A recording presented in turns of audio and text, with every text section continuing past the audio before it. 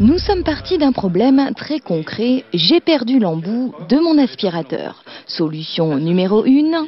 Prendre 3 semaines pour commander la pièce et très souvent vous n'arrivez pas à la trouver. Solution numéro 2. On va tout simplement l'imprimer en 3 dimensions pour récupérer la pièce et pour pouvoir ensuite venir la replacer directement sur l'embout de l'aspirateur. Aussi simple que ça. Vous nous montrez comment ça marche? Oui.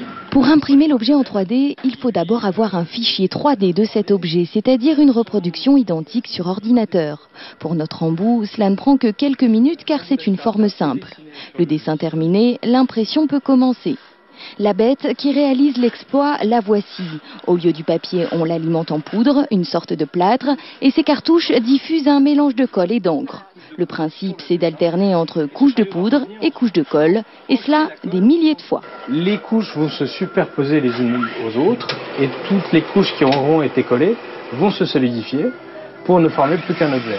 2 heures plus tard, tel un archéologue, l'imprimeur dévoile le résultat, une réplique de notre embout, prête à l'usage. On lance l'aspirateur. Coût de l'opération environ 40 €.